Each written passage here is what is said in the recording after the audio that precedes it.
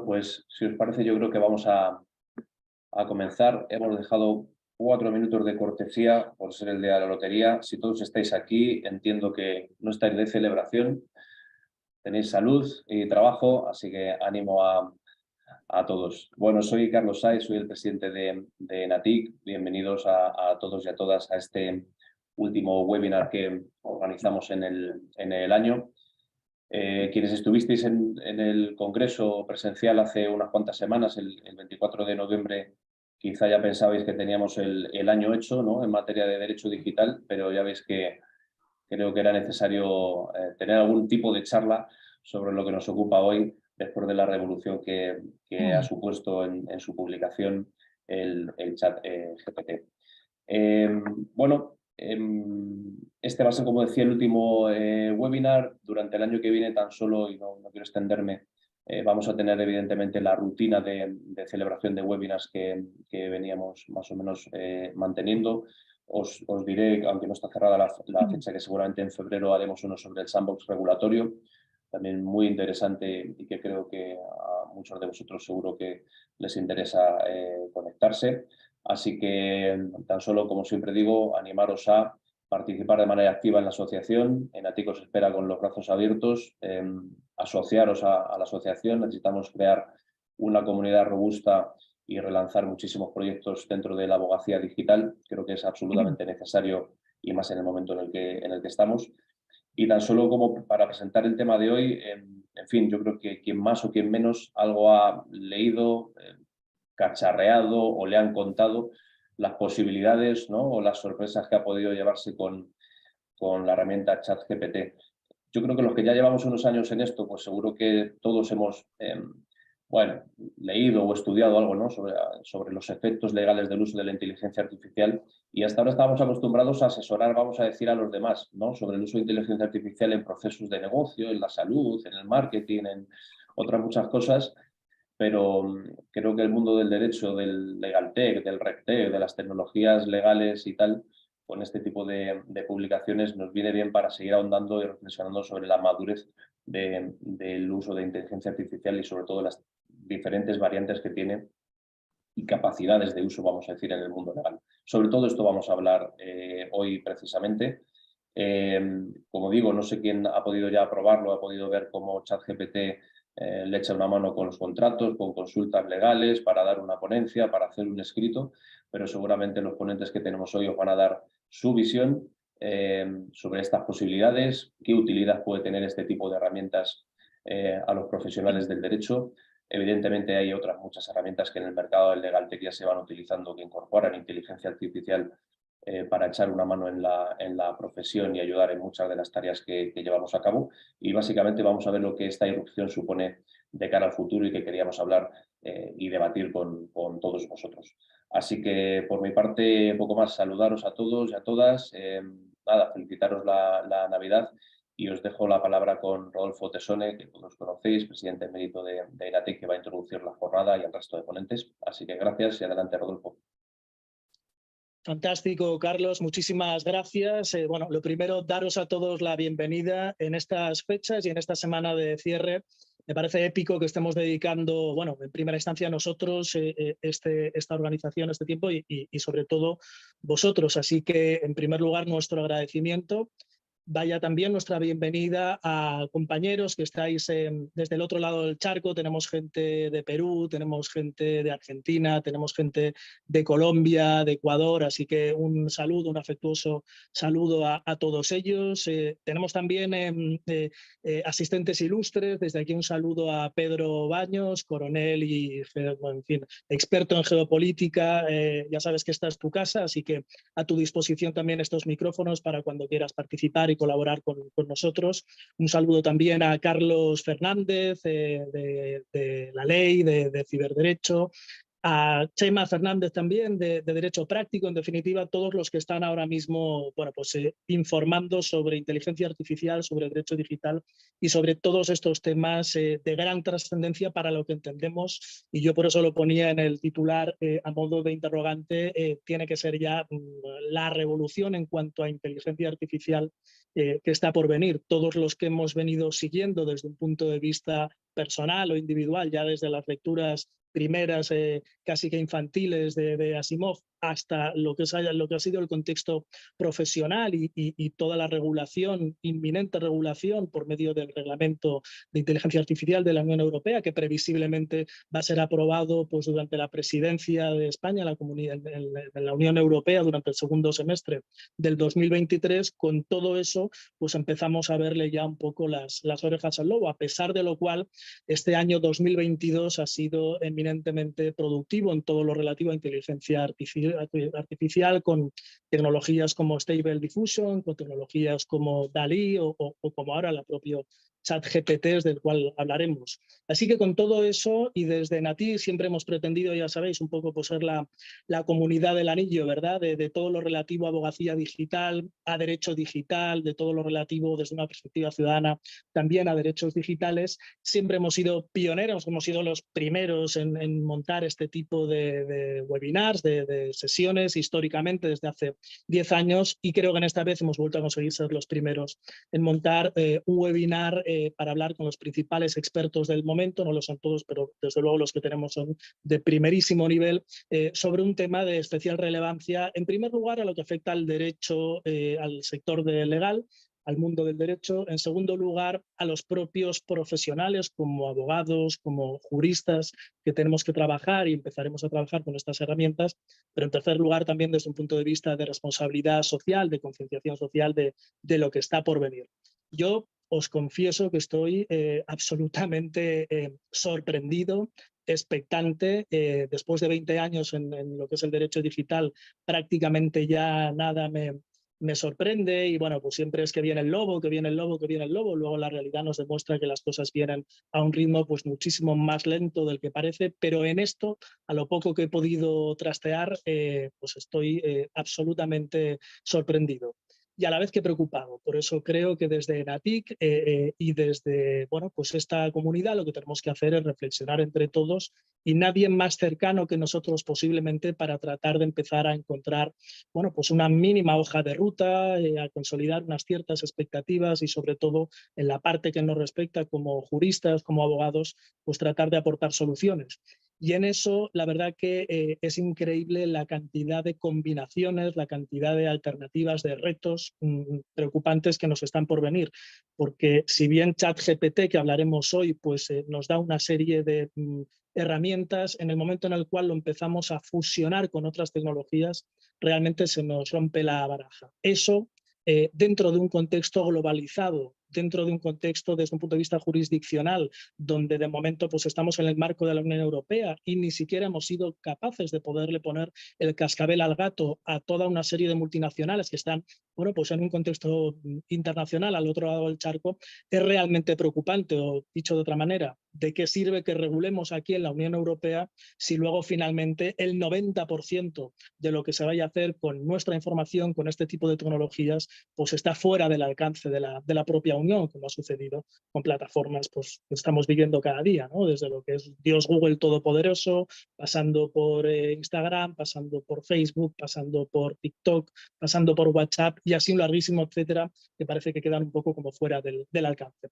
Así que hoy contamos con, como digo, con los principales expertos. Va a abrir fuego nuestro querido Eduardo López, porque ha sido realmente de los que ha podido estar en laboratorio trasteando un poco pues, al bicho y está muy sorprendido. Ahora nos traerá las novedades. Contamos también con el premio del año de Nati, con Gerard Espuga. Muchísimas gracias, Gerard, por acompañarnos. La verdad que es increíble la cantidad de información de gran utilidad que nos suministras a diario.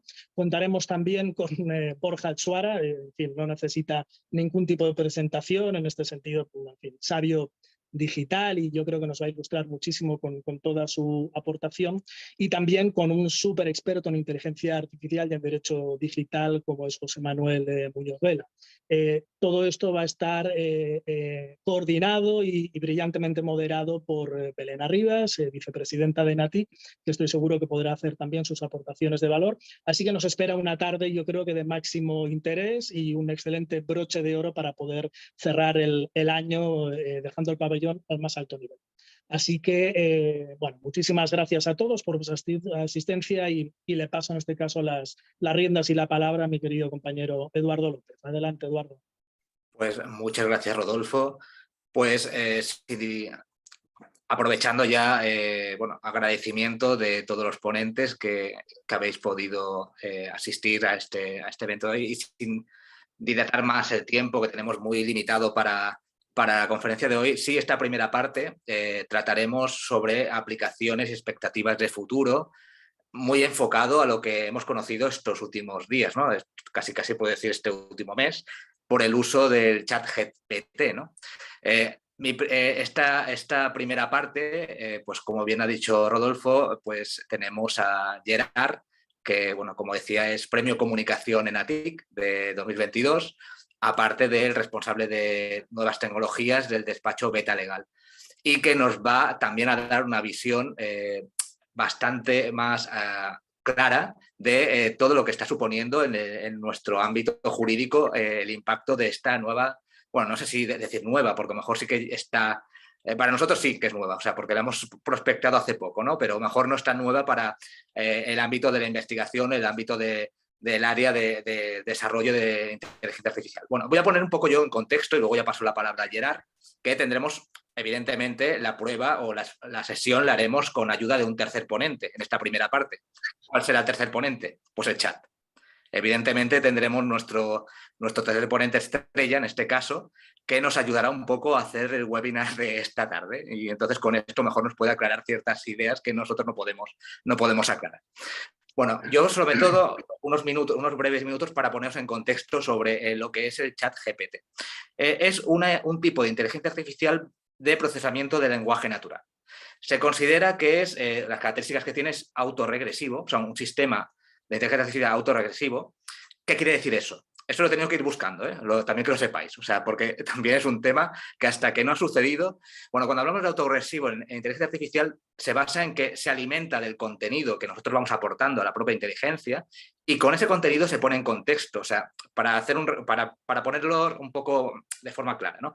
Si nos comunicamos con este chat, que ya puedo decir, este chat GPT es un sistema de inteligencia artificial conversacional generativo, o sea, quiere decir que tú vas aportando información y te va construyendo, en base a lo que tú le vas preguntando, va construyendo cierta información en base a los repositorios o a la base de datos que tiene integrada, ¿no?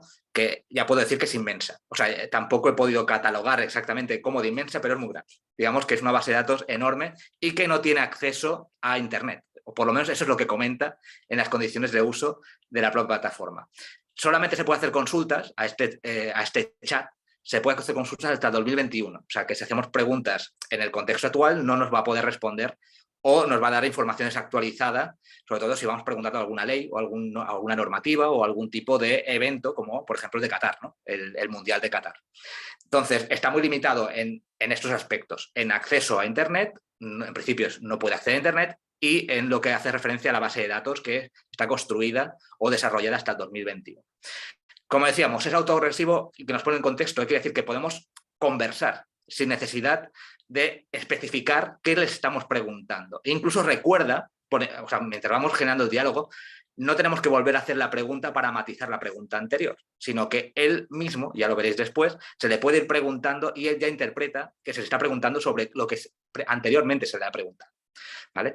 Eso es lo que se supone que es la característica que se considera un sistema de inteligencia artificial autorregresivo. También otro aspecto que es muy interesante es que puedes hacerle preguntas o puedes conversar en cualquier idioma y dialecto. O sea, para poneros un ejemplo, se le puede preguntar, hazme una carta de presentación para tal empresa. Pero una vez que lo ha escrito, decir, ahora en chino, ahora en catalán, ahora en alemán.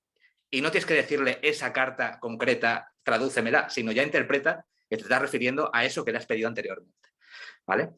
Entonces, también va a poner en contexto de cuál es la empresa que está detrás. La empresa que está detrás es una empresa que reside o está domiciliada en San Francisco, Estados Unidos. Se llama OpenAI o OpenAI, sería en inglés. Y el CEO es Sam Stallman, en principio, uno de los fundadores, se fundó en 2015, uno de los fundadores fue Elon Musk, que por cierto se dio de baja en 2018, o sea que actualmente en principio no tiene un control, el CEO sigue siendo Sam Altman, y esto también es una característica, un elemento que puede ser interesante, que uno de los inversionistas es Microsoft, cuya inversión se considera que ha sido de alrededor de $1.000 millones. Entonces ahí también podemos saber hasta qué punto puede estar ahora moviéndose Google detrás para contraponer la fuerza de esta tecnología. De hecho, hoy ya se ha hecho referencia en algún periódico americano, creo que es el New York Times, en el que están moviendo fichas a nivel interno por la preocupación que puede tener que se avance en ciertos aspectos este tipo de tecnología a la que están utilizando el propio Google, ¿no? Bueno, funciones, y para ya dar paso a Gerard, funciones que yo he probado, ¿vale? Yo voy a decir un poco estos días que he probado. Evidente, encontrar respuestas, se le pregunta y responde. Nuevamente es bastante preciso, a pesar de que si tú llegas a una especialización, como podemos decir, a nivel de concretamente una jurisprudencia o sentencia, no puede hacer referencias. O sea, no llega a hacer referencia de las fuentes. O sea, cuando tú le pedís exactamente por algún tipo de jurisprudencia o algún tipo de ley, primero, está muy limitado, como hemos dicho, hasta 2021, pero además no hace referencia a las fuentes, que creo que es un elemento importante para nosotros, ¿no? Para lo que es el desarrollo de la investigación jurídica.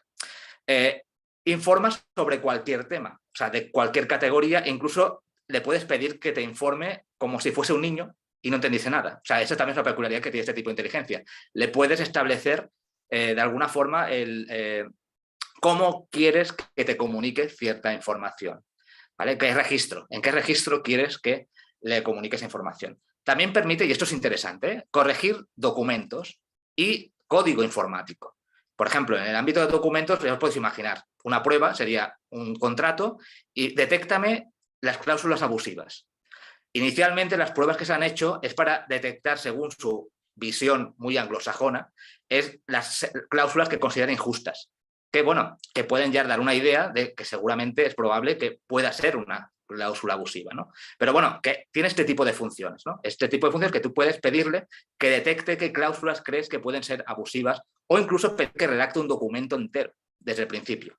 Evidentemente, no va a cumplir, como he dicho antes, al no ver referencia de las fuentes, pues bueno, va a dar un texto con apariencia y coherencia, o sea, va a aparecer un texto, un contrato, un documento jurídico aparentemente, tiene coherencia, pero digamos que al no haber referencias de las fuentes jurídicas, pues habrá que revisarlo igualmente. O sea, lo que sí, el problema de cómo empieza a redactar el contrato, o sea, el miedo al papel en blanco, pues eso sí que nos puede ayudar para poder empezar a redactar cualquier tipo de documento. Y cuando hablaba antes de código informático, pues para detectar debugs, ¿no? O sea, para depurar el código informático, poder localizar aquella parte del código que no permite que funcione correctamente ciertas funciones. Y es bastante eficiente en este apartado, porque sí que lo he comprobado con algunos técnicos que dice que sí, que tiene, o sea, que sí que hace o sea, que sí es útil a ciertos niveles para poder detectar estos debugs que a lo mejor un experto pues lo localiza en pocos minutos, pero otras personas pues a lo mejor requerirían más tiempo para poder localizarlo, aunque al final lo localizara.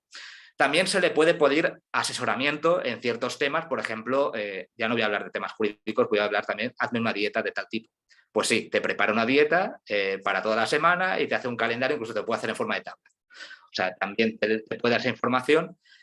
Y luego ya lo que puede ser en aplicaciones, claro, la pregunta es, ¿y esto se podrá integrar en otras aplicaciones? Bueno, una parte de los ingresos de esta empresa son el licenciamiento a terceros. O sea, que ya hay empresas que utilizan la tecnología que hay detrás del chat para sus servicios propios. Pongo un ejemplo, Neuroflash, que está muy enfocado a community managers, o sea, lo que es marketing digital, ya utilizan la tecnología que está detrás de ese chat.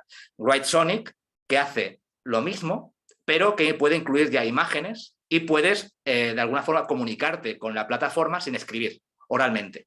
O sea, ya no requiere que te crees las preguntas, sino que puedas comunicarte y pedírselas directamente. Esto estoy hablando que son de pago.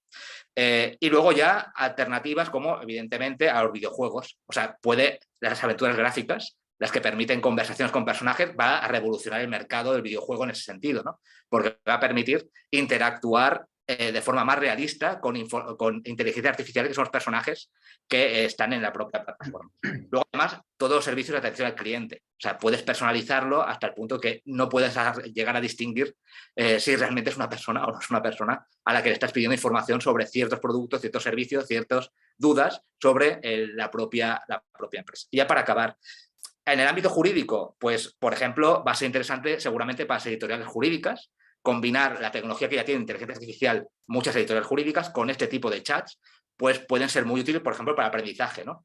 Simulacros de juicios. O sea, muy, bueno, básicamente para poner a prueba, en este caso, bueno, hasta qué punto mi defensa, mi estrategia es adecuada o no a determinado tipo de proceso, procedimiento o ante tal tipo de tribunales, ¿no? Entonces, puede ser muy interesante en el ámbito del aprendizaje introducir este tipo de tecnología.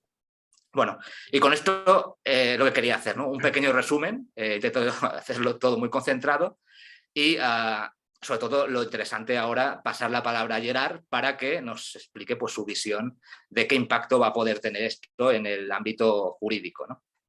Bien, muchas gracias, Eduardo, por tu presentación y por tu introducción, que ha sido muy ilustrativa. Aprovecho nuevamente para daros las gracias por la entrega, por la concesión del premio, y os comunico formalmente que lo tengo aquí conmigo a buen recaudo, es decir, que mi compañía no se lo quedó, me lo entregó. Entonces, entrando en materia ya, como ha dicho Eduardo, vamos a tener un tercer ponente que creo que lo vamos a presentar ya, ¿no, Eduardo? Lo ponemos por aquí. Sí, sí, a ver, le saludamos. Bienvenido. ¿Lo veis? Sí, sí, lo vemos, Gerard. Venga, genial. Pues nada, si os parece, le vamos a hacer la primera pregunta, a ver si cumplimos o no cumplimos las expectativas.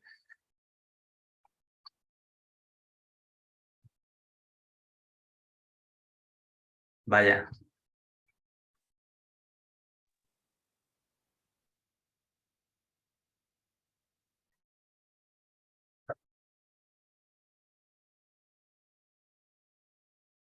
Bien, le preguntamos a ver qué temas trataría esta inteligencia artificial si tuviese que hacer un webinar como el que estamos haciendo ahora, ¿no? Bueno, ya veis cuál es la respuesta. Es un modelo desarrollado por OpenAI, tiene como relación directa aspectos legales. Bueno, vamos a ver si finalmente, cuando acabamos este webinar, cumplimos con las expectativas en relación con la respuesta que nos da la inteligencia artificial. Bien, para empezar ya con el asunto, como decía Eduardo, ChatGPT no es más que una inteligencia artificial que está basada en GPT-3, que es un modelo de procesamiento de lenguaje natural.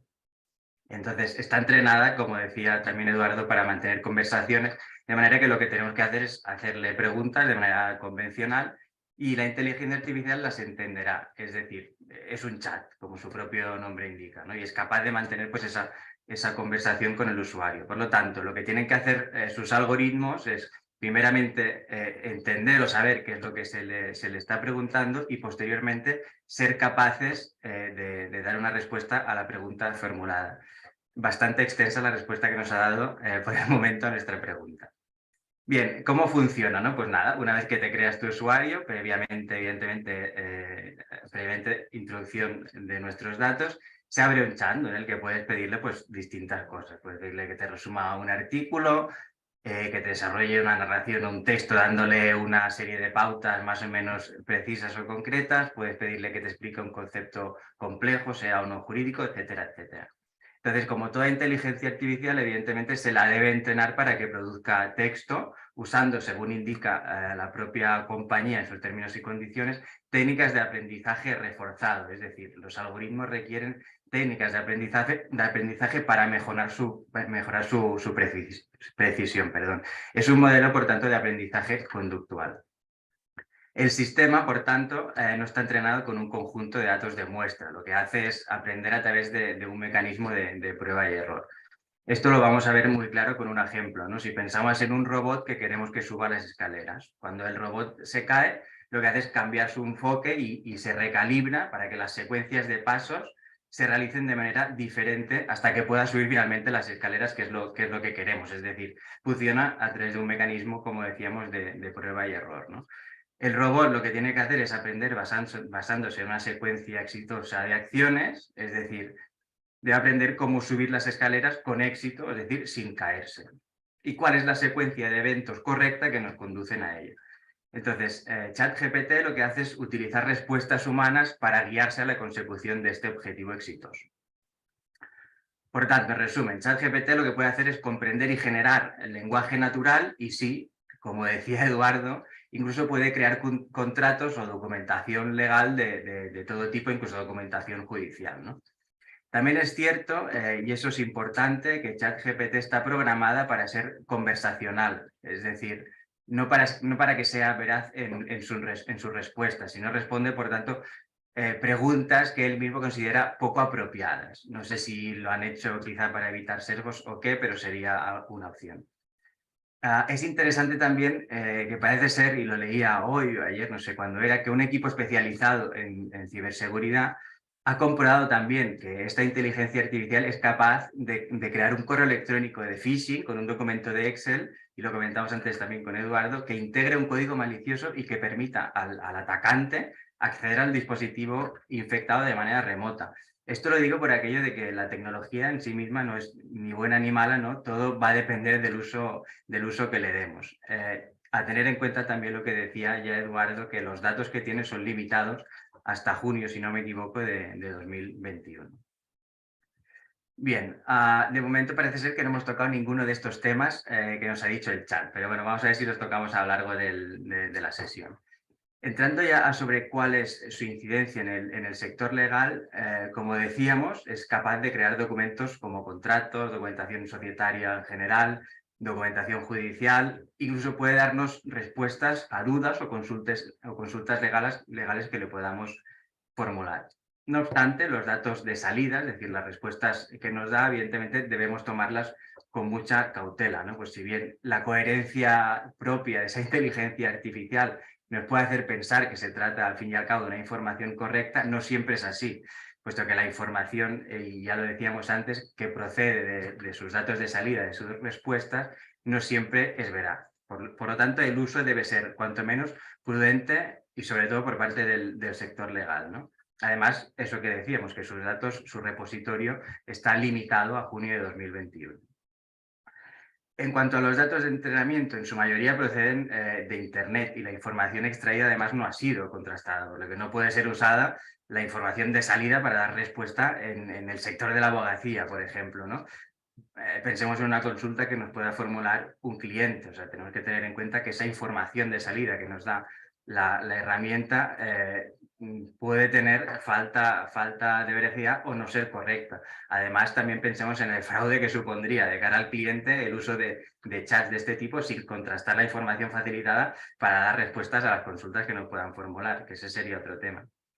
En cualquier caso, yo creo que en el estado actual de desarrollo es evidente que no puedo cumplir este tipo de herramientas o de sistema las funciones que cumplimos los operadores jurídicos, no sin perjuicio de que nos podamos apoyar lícitamente en ellas, eso sí, contrastando en todo caso los resultados que se nos arrojan.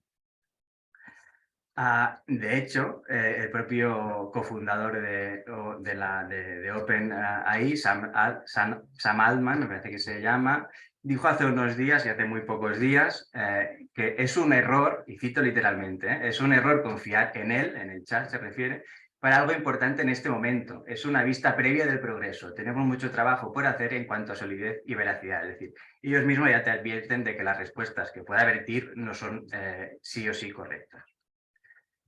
En cuanto a la intervención humana en el uso de este tipo de sistemas, ya os comentaba que el abogado, el operador jurídico, evidentemente debe comprobar la validez o la veracidad de la respuesta, ¿no? Pues en cuanto a esta intervención humana en el uso de este tipo de sistemas, la misma quizá quedaría garantizada de alguna manera, aunque en un momento posterior a la respuesta que nos ha dado, por el propio Reglamento General de Protección de Datos y en concreto en su artículo 22, ¿no?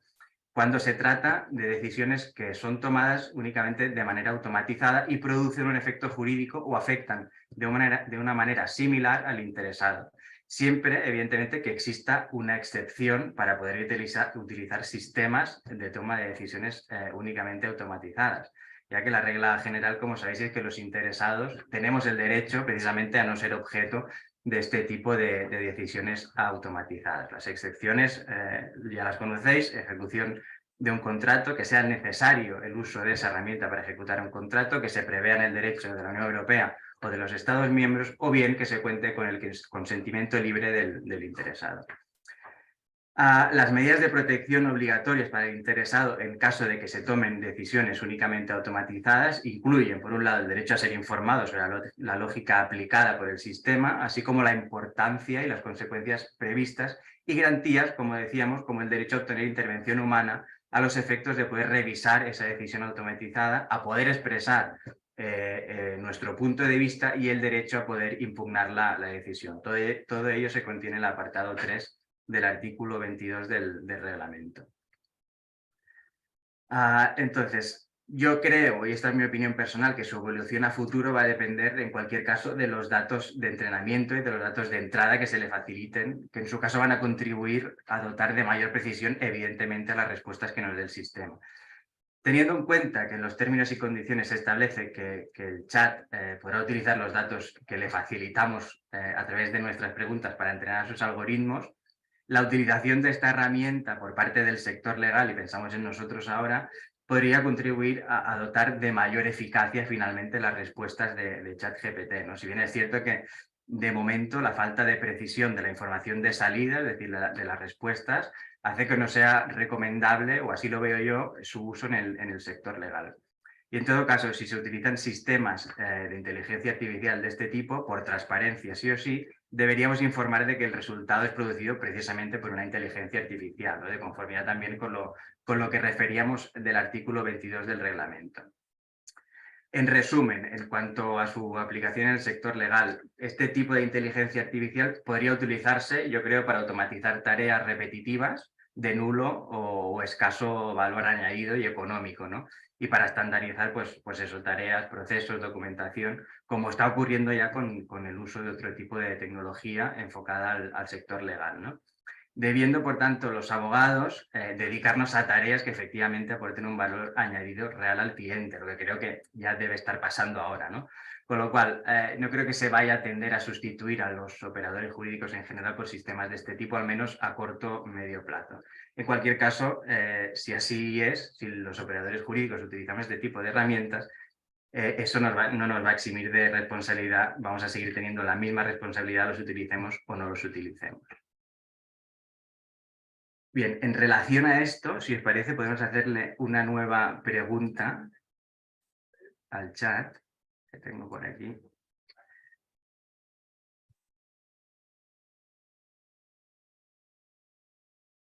Vaya, parece que vuelve a fallar. Sí, a veces por el uso que hay masivo, Sí. puede colapsarse.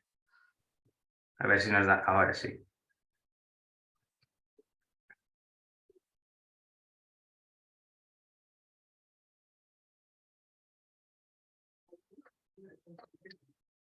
Bueno, dice de manera eficiente. Eso de eficiente yo lo pondría en duda, como decíamos. Fijaros que distingue, en una sola pregunta le hemos formulado dos y nos complementa ambas, nos responde a ambas. Bueno, ya nos dice, no es un sustituto de un abogado real y no debe utilizarse para tomar decisiones legales importantes. En eso estoy muy de acuerdo. Bien, Eduardo, voy a seguir. No sé cómo voy de tiempo. Bien, todavía al menos 7 minutos por lo menos. Vale, genial. Si me tienes que parar, ningún problema, me avisas. Otras cuestiones a destacar que me parecen interesantes en los términos y condiciones de OpenAI. A destacar, y cito también textualmente lo que establecen. Dice que la empresa OpenAI le asigna todos sus derechos, títulos e intereses en y para la salida, es decir, en la respuesta que nos da. OpenAI puede utilizar el contenido según sea necesario para proporcionar y mantener los servicios, cumplir con la ley aplicable y hacer cumplir nuestras políticas. Usted es responsable del contenido, incluso de asegurarse de que no infrinja ninguna ley aplicable o estos términos. Bien, por contenido lo que debemos entender es precisamente eso, ¿no? Tanto los datos de entrada como los datos de salida, es decir, las preguntas y las respuestas que le formulamos al sistema.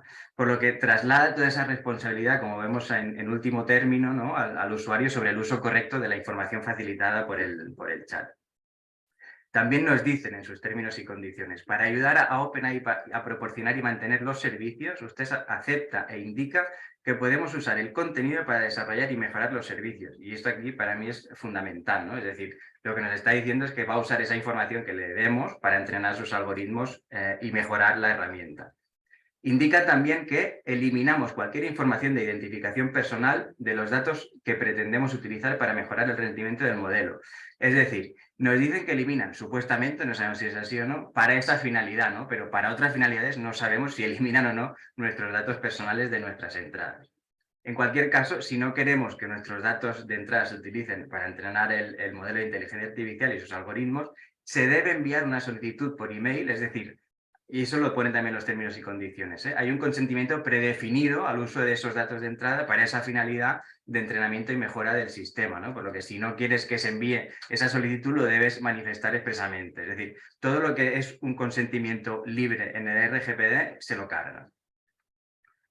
En cuanto a esto, podemos hablar también un poco sobre el tratamiento de datos personales que realiza la herramienta. Vamos a preguntárselo primero a ella, por si nos sorprende.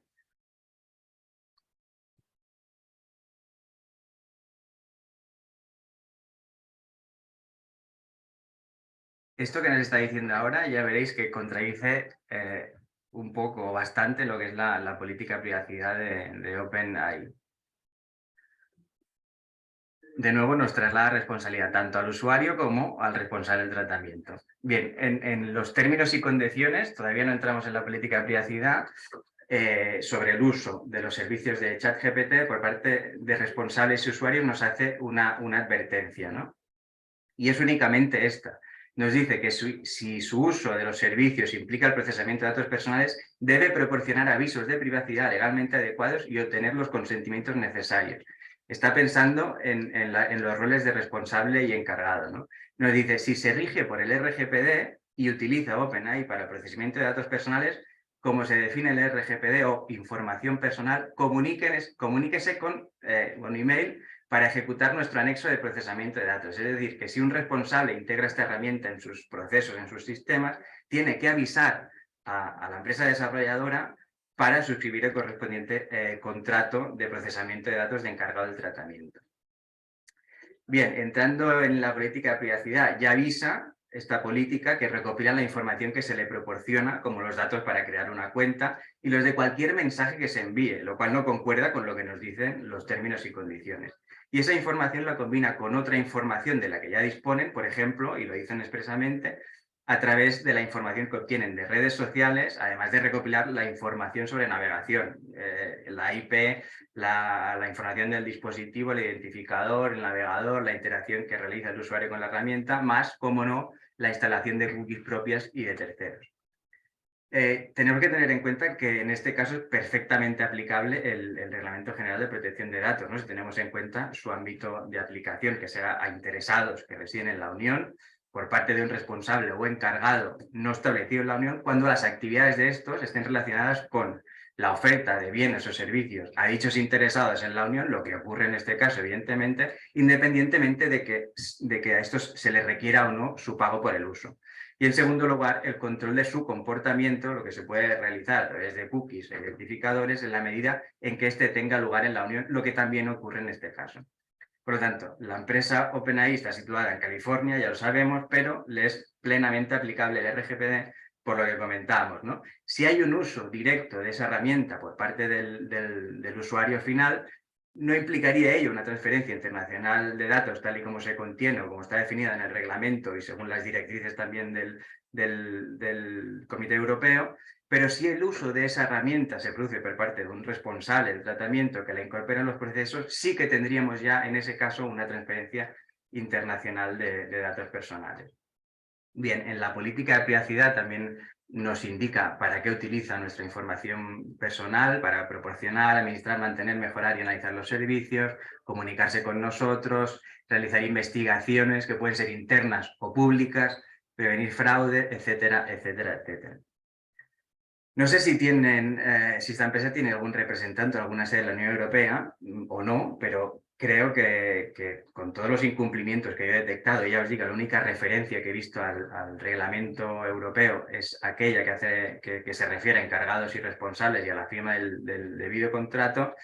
Entonces, en ese caso, creo que queda abierta y expedita la vía para interponer, para aquellos que lo quieran, una reclamación ante la Autoridad de Protección de Datos competente en virtud precisamente de todos estos incumplimientos. Es que sorprende mucho que no hagan ningún tipo de referencia, solo esa, al Reglamento General de Protección de Datos.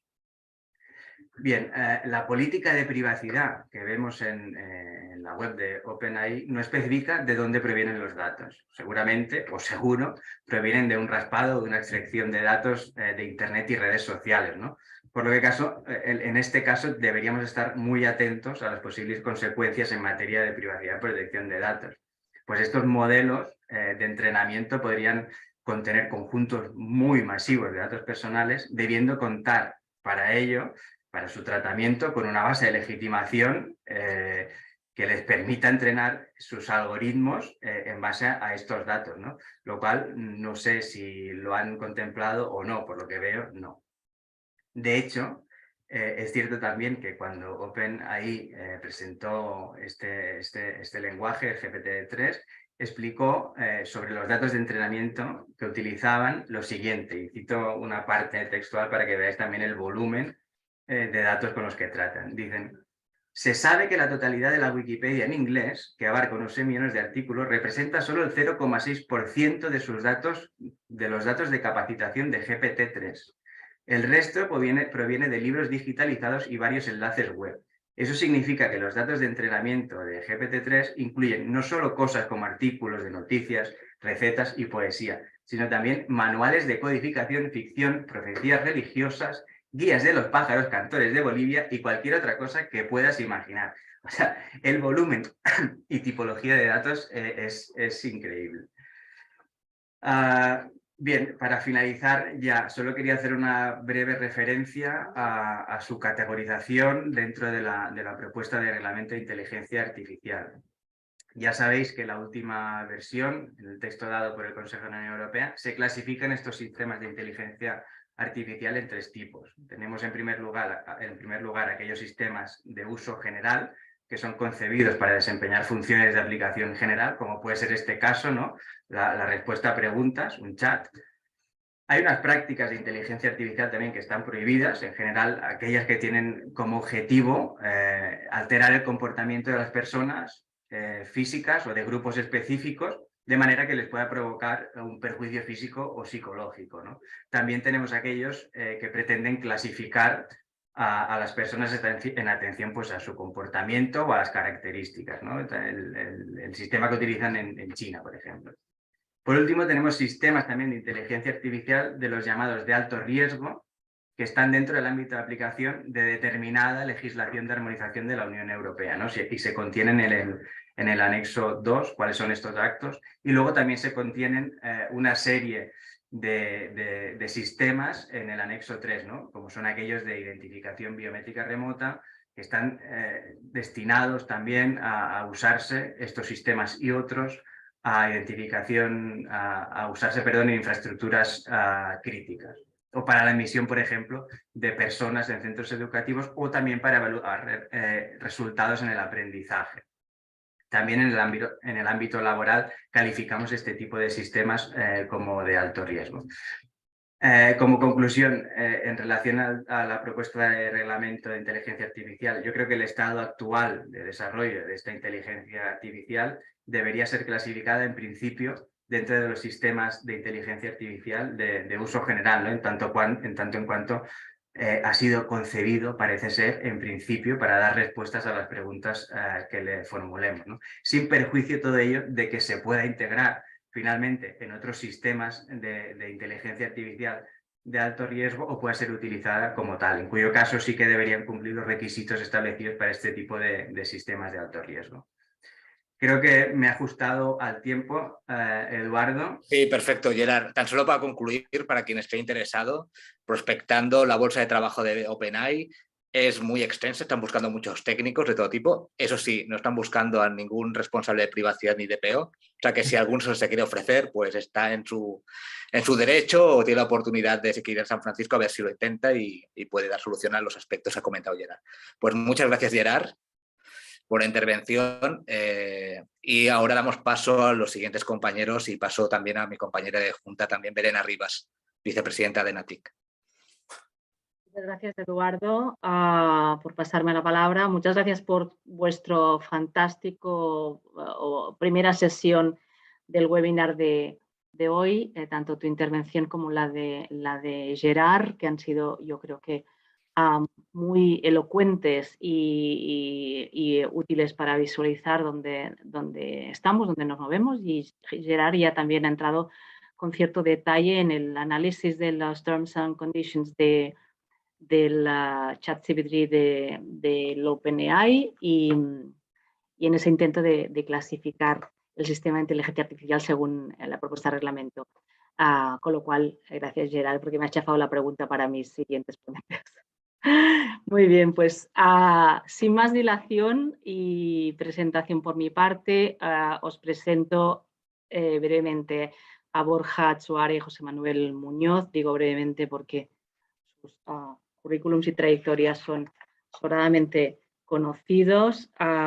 José Manuel Muñoz es licenciado y doctor en Derecho de la Inteligencia Artificial, precisamente por la Universidad de Valencia, con amplia formación especializada en las áreas jurídica y tecnológica en entidades como la UB, la Law Institute, el MIT o el Instituto de Empresa. Ostenta distintos reconocimientos y certificaciones internacionales como CISA, CIMS, etc.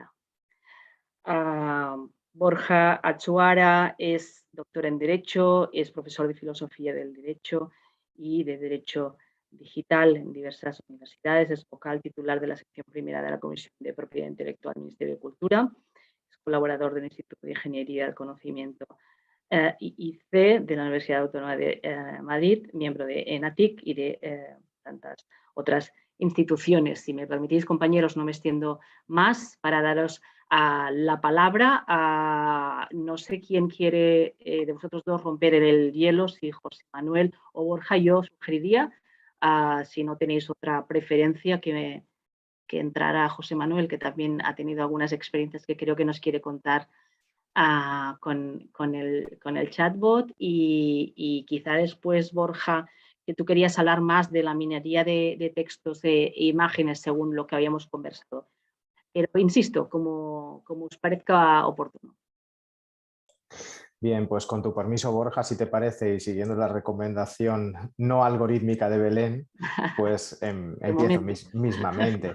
Bueno, lo primero y principal, agradeceros la invitación de estar hoy, bueno, pues de alguna manera despedir el año casi entre todos, y precisamente hablando pues, de un tema tan apasionante como es la inteligencia artificial y tan interesante como la herramienta de la que estamos hablando hoy. Bien, en relación con ChatGPT, pues la realidad, y entro ya directamente con mi opinión personal y profesional sobre ello, ¿no? Que es al final un poco también de lo que se trata, ¿no? De que enriquezcamos un poco cada uno con sus distintas opiniones y sobre estas cuestiones. Para mí es una herramienta con un enorme potencial disruptivo en cualquier sector y ámbito. Es decir, su aplicación en todo tipo de sectores y ámbitos es espectacular. Los resultados son impresionantes a nivel sintáctico, es decir, es una inteligencia artificial que evoluciona todos los días y, de hecho, pues bueno, si analizamos un poco no solamente los testeos que haya podido yo realizar en los últimos días, sino sobre todo en comparación pues, con testeos que han hecho investigadores durante lo que era GP3 y la evolución de GP3 a lo que hoy es ChatGPT, pues la verdad es que los cambios son significativos. No vamos a tener tiempo de verlos, pero bueno, me preparé una pequeña chuleta de algunas de esas cuestiones que a uno se le quedan en la retina y que bueno, pues está muy bien también compartirlo, porque te encuentras a veces cosas que verdaderamente llama poderosamente la atención. También importante que al analizar este tipo de herramientas, pues como todo, ¿no? Es decir, no es la única. Es decir, tenemos decenas de herramientas, centenas de herramientas pues similares. Tenemos Lambda de Google, Venderblot de Meta, de Facebook, y en ocasiones, sin querer, a veces, cuando hablamos de este tipo de herramientas, sin querer nos metemos en medio de aspectos que a veces están más relacionados con aspectos de marketing y de posicionamiento que realmente luego del impacto o no o del nivel de comercialización futuro de este tipo de herramientas. Pero la realidad es que, yendo a la conclusión inicial, ¿no? Es decir, el potencial es brutal. Brutal, y en cuanto a lo que ha sido la evolución, espectacular. Es decir, los últimos testeos que he hecho, porque me ha pasado, imagino que a vosotros los que tengáis hijos ahora os pasaría también, cuando tuve mi primer iPhone, mis hijos se lo pasaban bomba jugando con Siri. Le preguntaban todo a Siri, absolutamente de todo, le pedían de todo. Bueno, pues de alguna manera me he sentido un poco estos últimos días que he estado pues un poquito más testeando, no me he sentido exactamente igual, ¿no? Cuando ellos testeaban con Siri, pues yo he estado testeando a ChatGPT, ¿no? Y la realidad es que los resultados respecto de lo que era GP3 y de hace algunos meses, pues el cambio es radical. Es decir, el cambio es radical. Es decir, una herramienta donde ha mejorado muchísimo en la orientación de sus respuestas, no a la generalidad, sino a la diversidad. Y me refiero, por ejemplo, ya entrando en aspectos éticos, en aspectos como preguntas que pueden estar relacionadas con personas que padezcan una enfermedad mental. Es un chatbot, es decir, puede utilizarlo cualquiera, un abogado o cualquier otra persona. Y preguntas relacionadas con personas que puedan tener una enfermedad mental, una determinada patología, un cierto riesgo de suicidio, y donde las contestaciones, y bueno, pues he creado un pequeño archivo, ¿no?, de esas respuestas. Verdaderamente ha habido una mejora sustancial y una respuesta muy prudente y comedida, y sobre todo siempre alusiva a un mantenimiento de equilibrio, ¿no?, en esas respuestas que siempre pueden ser más delicadas. Por ejemplo, ¿no?, me ha sorprendido también preguntas relacionadas con, evidentemente como abogados, con nuestro trabajo, pues el detalle de algunas de esas respuestas. Por ejemplo, pues como ya sabéis, la herramienta permite no solamente proponer contratos y ofrecernos un contrato de lo que le pidamos, o incluso la redacción de un escrito de denuncia o incluso de una demanda, sino incluso, pues bueno, pues me permití también estos días pues solicitarle, por ejemplo, la redacción de un smart contract con en este caso la cesión de un NFT, concesión de todos los derechos de propiedad intelectual sobre el activo que representa el NFT.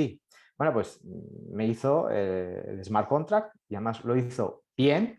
Y además, curiosamente, ya seguí, una vez te metes, pues insisto, esto es como mis hijos con Siri, ya te enganchas y sigues un poco añadiendo algo más, ¿no? Y bueno, pues incluso avancé más en todo esto, ¿no? Incluso me fui, bueno, pues vamos a pensar en un smart contract relativo a una vivienda, ¿no?, a un inmueble. Es decir, y claro, cuando ofrece la respuesta, añadí más. Dice, bueno, y en este caso, ¿cómo puedo involucrar y cómo puedo incorporar al smart contract, por ejemplo, al registro de la propiedad, que debe de intervenir conforme a la legislación española, o a un fedatario público? Y las respuestas dadas y la explicación fue verdaderamente sorprendente en sentido muy positivo. También es cierto que algunas de las respuestas a otras cuestiones, pues como hemos visto antes, es frecuente que aparezca a veces el mensaje de error, y en ocasiones te encuentras respuestas bastante imprecisas y en algunos casos erróneas. Con lo cual, bueno, pues la valoración global es que es una aplicación con un potencial brutal, enorme en todo tipo de sectores, y desde luego en el ámbito jurídico, como abogados, puede convertirse en una herramienta muy interesante, sobre todo para abogados con un perfil más generalista, sobre todo por el momento.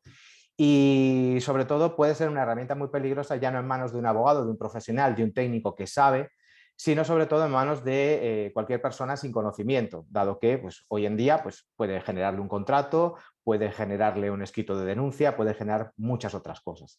También debemos de llevar mucho cuidado con algunos de esos titulares que a veces nos encontramos en relación con la tecnología y sobre todo con la inteligencia artificial, donde muchas veces nos centramos más en los retos y en los riesgos, es decir, en los aspectos más negativos, y muchas veces nos dejamos de lado lo positivo, ¿no? Entonces, titulares como inteligencia artificial capaz de llevar a cabo ciberataques. Bueno, pues esto es cierto, como ha comentado antes Gerard, esto está documentado, es decir, Checkpoint hizo un testeo y efectivamente, es decir, el sistema fue capaz de crear el contenido de un correo mediante un ataque de phishing, y además incorporando un archivo de Excel con un código malicioso para, en este caso, poder acceder al dispositivo del usuario. por ejemplo.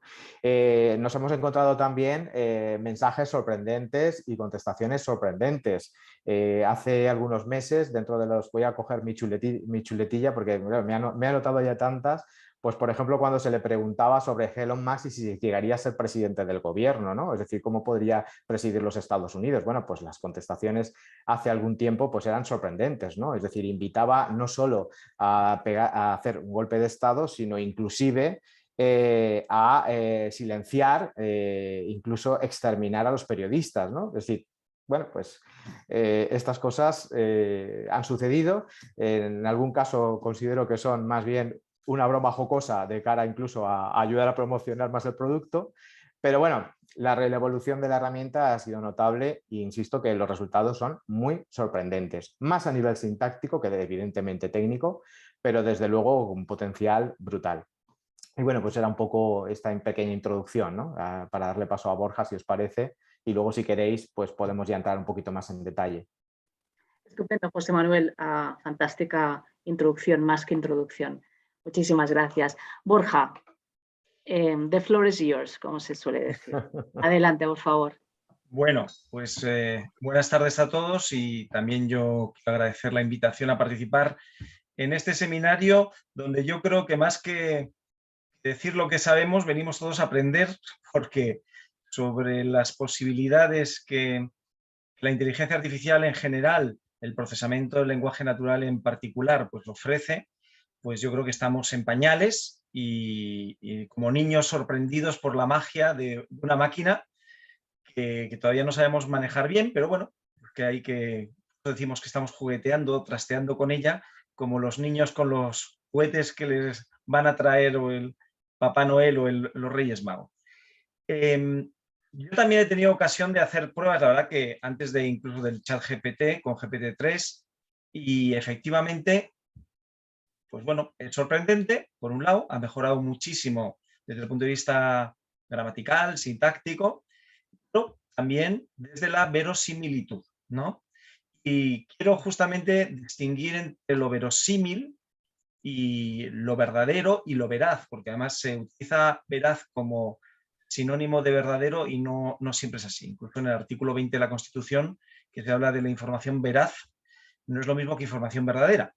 La veracidad es realmente una cualidad del que informa que debe perseguir la verdad, ¿no? Y una máquina pues, no se le puede exigir la veracidad porque no persigue la verdad, porque para empezar no sabe qué es eso de la verdad. Lo único que hace es manejar volúmenes de información, ¿no? Puede ser la información más probable, más contestada, etcétera, pero no sabe lo que es la verdad, ¿no? Pero digo que tanto lo sorprendente como lo peligroso para mí del GPT, yo para abreviar le llamo Gepeto, como el padre de Pinocho, con las connotaciones que tiene ser el padre de Pinocho, porque ya sabemos todos lo que hacía Pinocho. Bueno, pues el mayor peligro para mí del GPT es verosímil lo que dice, y entonces o eres experto en la materia o cuela lo que te está diciendo, ¿no?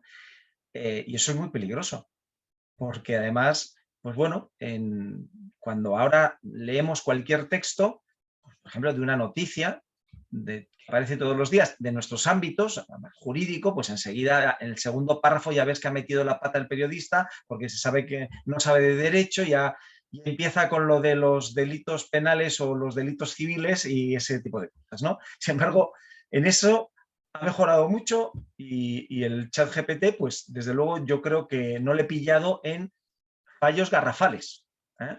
Lo cual a mí me hacía una pregunta el otro día diciendo, y en el ámbito académico ahora se acabaron los trabajos porque todos los alumnos van a presentar sus trabajos con el ChatGPT.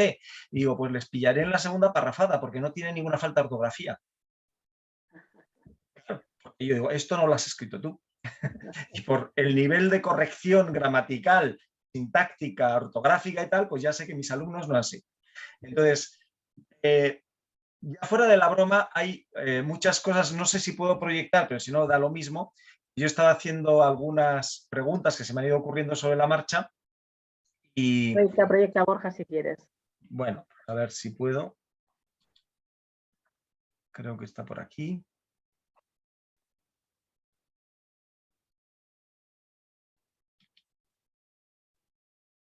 A ver. Hala.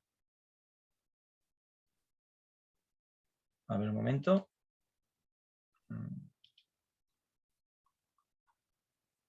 Yo creo que me ha... Te ha sacado, ¿eh? Porque debe estar colapsado con Sí, tantas... me ha sacado. Bueno, pues nada, dejo de compartir. Os cuento simplemente. Mm.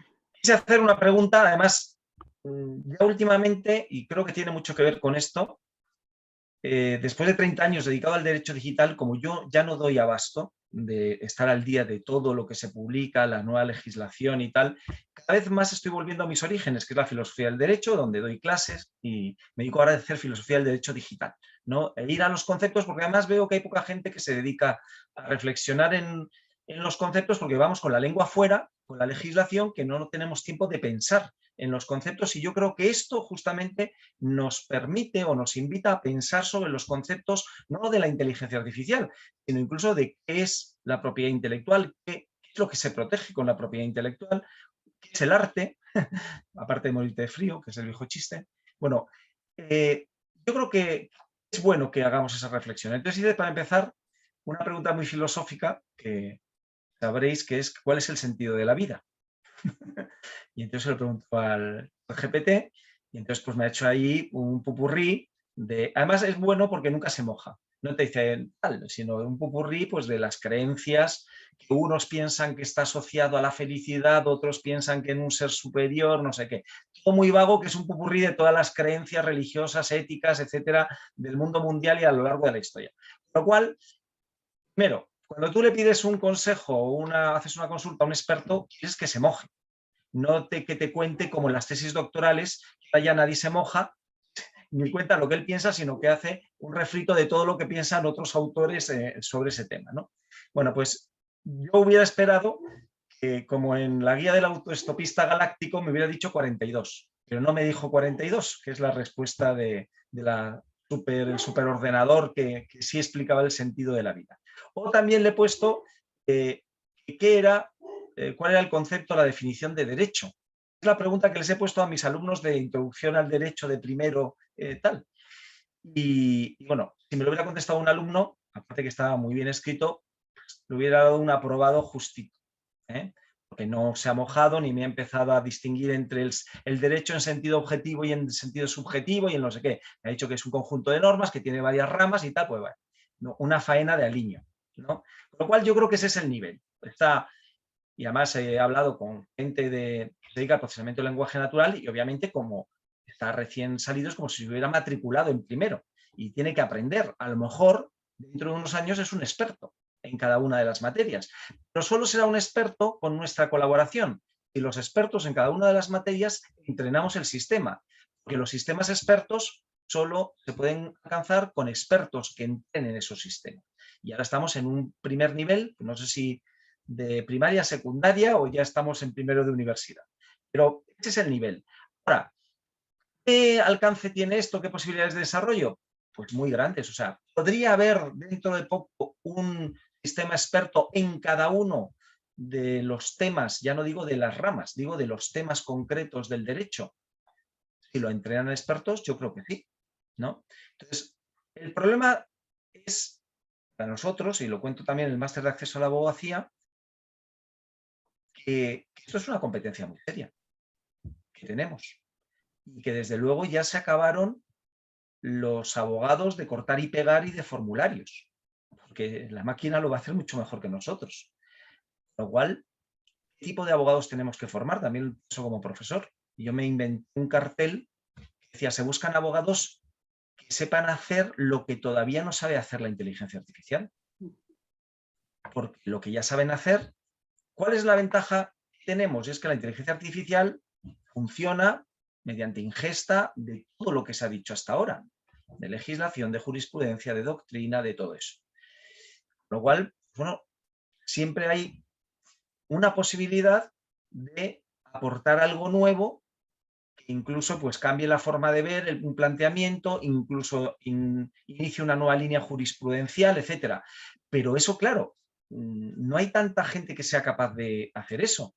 ¿De qué van a vivir el resto? Si realmente lo puede hacer el ChatGPT o cualquier otra inteligencia artificial de procesamiento de lenguaje natural aplicado al dominio jurídico, ¿no? Que es como lo dicen los expertos en procesamiento de lenguaje natural. Y a mí eso me preocupa, porque yo creo que al final lo más importante También le he preguntado qué significaba inteligencia, que me dijera la etimología, a ver cómo andaba de etimología.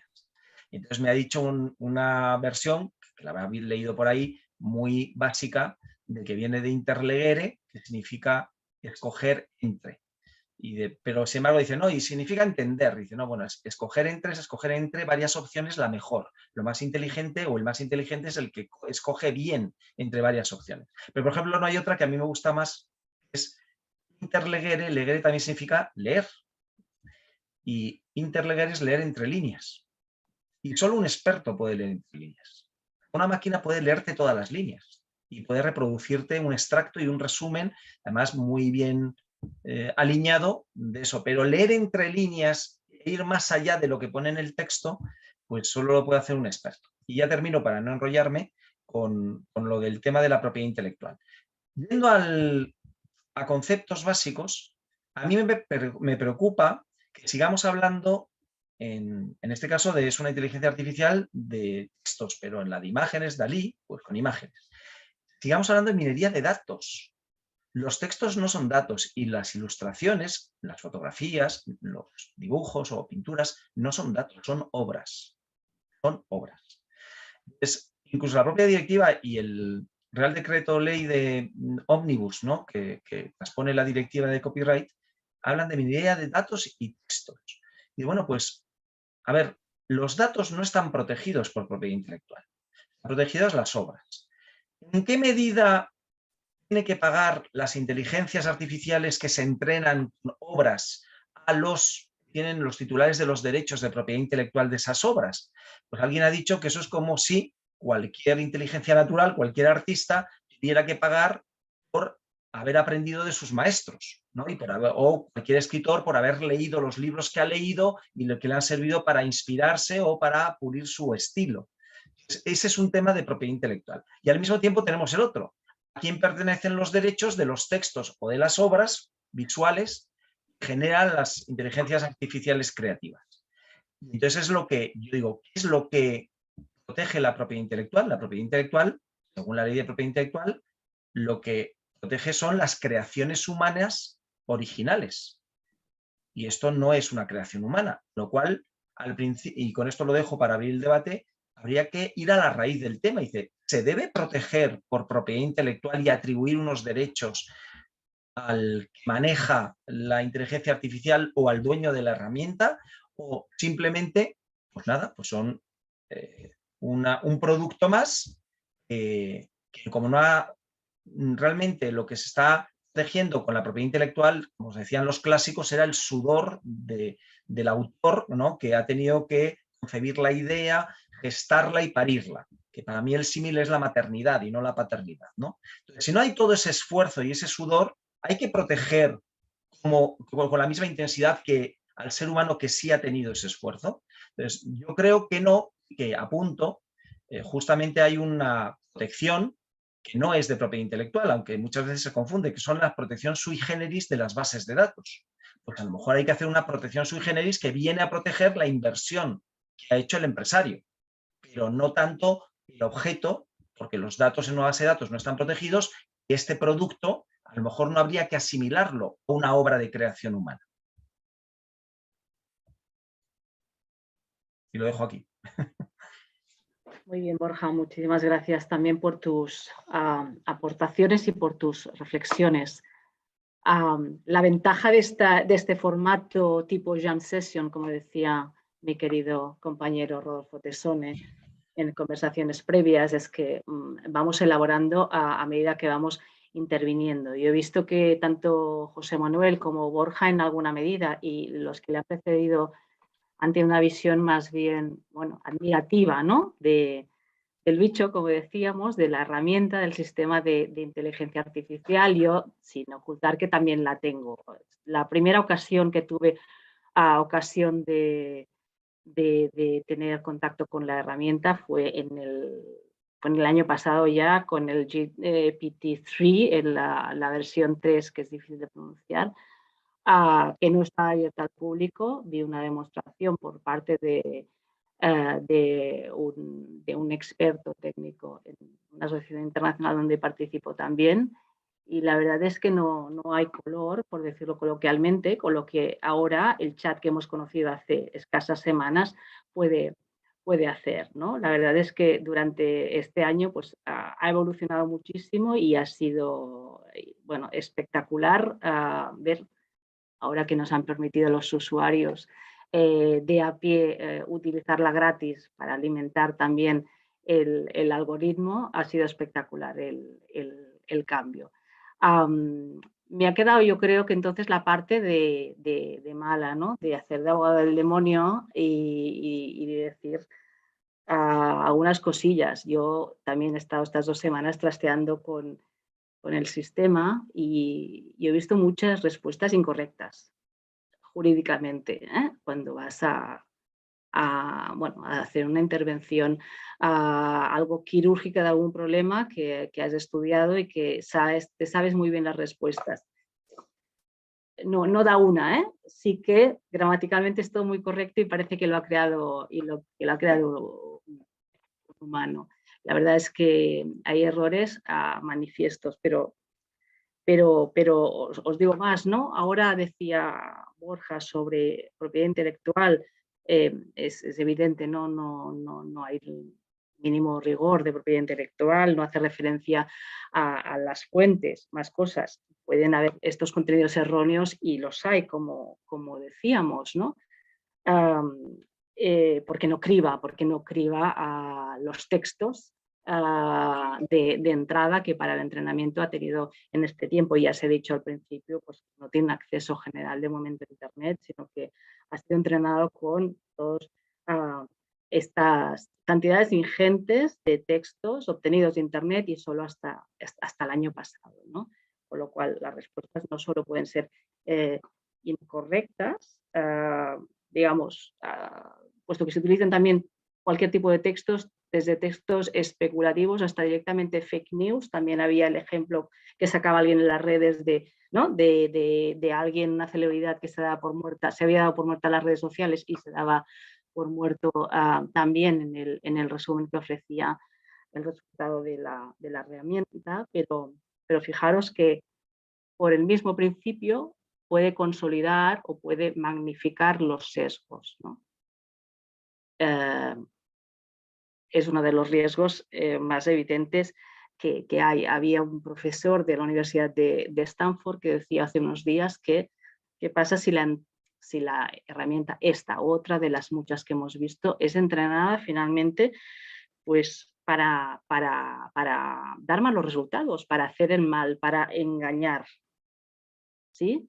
En el entorno jurídico, pues quizá, no sé, nos puede engañar en un contrato o en un informe, y si efectivamente, como se señalaba por mis predecesores, no tienes mucha experiencia en lo que estás manejando, pues quizá, como mucho, haces el ridículo en una negociación con una contraparte, ¿no? Por imaginaros textos médicos o de asesoramiento en temas de salud, ¿no? Esto me lleva en este papel de mala que me habéis dicho adoptar, al contacto con los principios éticos, ¿no? Que siempre en estos códigos de conducta y de gobernanza que para inteligencia artificial pues, han salido también muchos en diferentes instituciones. Yo he tenido la ocasión de participar en un experimento de este tipo muy gratificante, ¿no? Con otros 40 y pico expertos en diferentes países, que era una propuesta de framework